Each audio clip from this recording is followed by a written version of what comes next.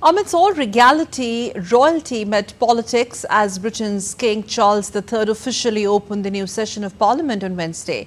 The King's speech was certainly the centrepiece of the state opening of Parliament, which set the tone for the government's forthcoming legislative agenda, UK's first left-leaning government in almost 14 years. Ravindra Chauhan of DD India gets us more. The state opening of British Parliament took place on Wednesday, marking the formal start of the parliamentary year and setting out the government's agenda for the 2024-25 session. In his address to the assembled lords and lawmakers, King Charles articulated the new government's commitment to service and outlined a robust agenda focused on revitalizing the economy and tackling critical issues. With its fiscal rules. Stability will be the cornerstone of my government's economic policy, and every decision will be consistent with its fiscal rules. It will legislate to ensure that all significant tax and spending changes are subject to an independent assessment by the Office for Budget Responsibility. Bills will be brought forward to strengthen audit and corporate governance alongside pension investment, private school fees. King Charles also set out Prime Minister Keir Starmer's legislative agenda on asylum and immigration. Starmer has already confirmed he will junk his predecessor Rishi Sunak's flagship immigration policy. A bill will be introduced to modernise the asylum and immigration system, establishing a new border security command and delivering enhanced counter-terror powers to tackle organised immigration crime.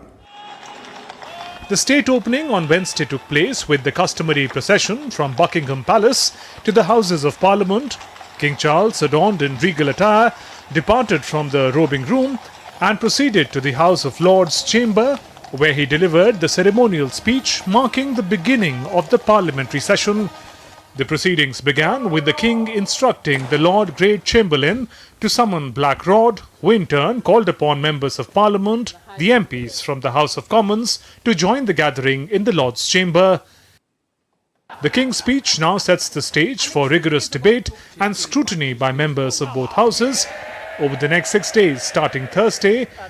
Mr. Speaker, this government has been elected to deliver nothing less than national renewal, to stop the chaos of the past 14 years, turn the page on an era of politics as noisy performance, and return it to public service. The House of Lords will engage in deliberations over the content of the speech, examining its proposals and implications.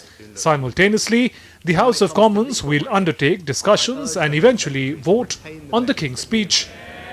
Ravindra Chauhan's report for DD India. The party opposite has inherited an economy. Stuart Smith of DD India joins us from London live to take us through the regalia of the state opening of Parliament and its significance, Stuart, to begin with.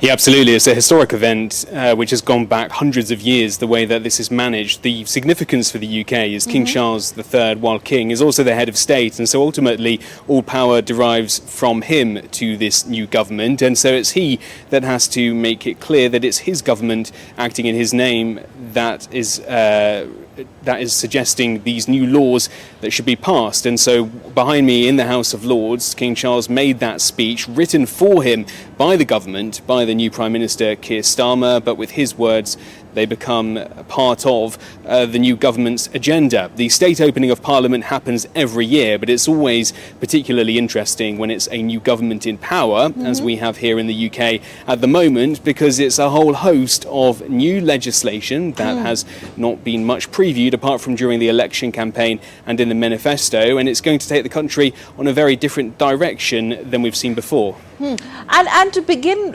with, the King's speech was certainly the centerpiece of the event. It always has been like that, setting the government's legislative agenda.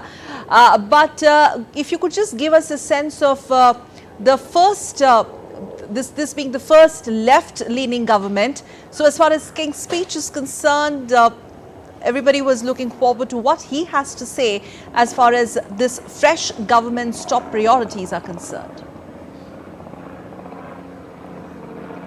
Yeah, so while the King reads the words of the new government, he, under the British Constitution, must remain impartial and neutral on all matters. So while it's him reading them out, it doesn't mean he necessarily endorses what is being said, nor necessarily is against it. It's just the ceremonial importance of the event that matters for the way the government works here. As to its content, that has been drafted by the Prime Minister, a left-leaning government, as you say, the first time for 14 years in this country. And what that means in practice, some interesting examples that came from the King's speech. It means the nationalisation of the railways. It means some aspects of the way the UK energy industry works will be nationalised, i.e. brought back into public governance, will be controlled by the government now. There are also new rules about trying to increase planning applications by allowing and relaxing laws relating to how people can ask those planning applications to go ahead in order to get, as Keir Starmer says, Britain building and in order to develop more homes. There are the promises on the National Health Service, which we saw from the Conservative Party as well, but there's hope that the Labour government may see it as a greater priority and also be willing to take more risks in order to make that change. And then finally, when it comes to things like health, in addition, the new Labour government is promising restrictions on energy drinks, for example, for children. So a more interventionist government is the way that this one is being described. Yeah, and also for Prime Minister Starmer, this was also an occasion for Starmer to present his action plan and how he aims to deliver his campaign promises. Some of you talked about to sort of induce bold changes at a very modest cost. It was a very interesting selection of words there, which intermittently drew a lot of applause / reaction from the Lords and the lawmakers present in the House.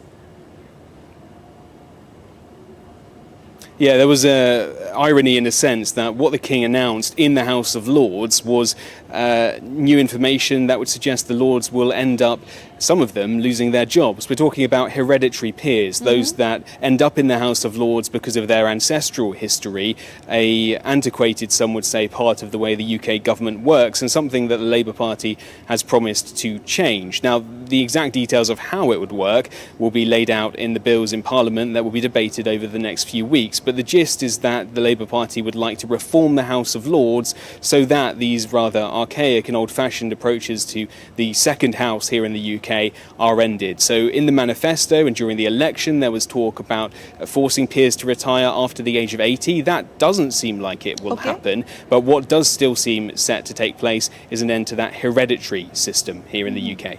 All right, we'll have to leave it there. Thank you very much, Stuart Smith, for joining us live from London. Thank you.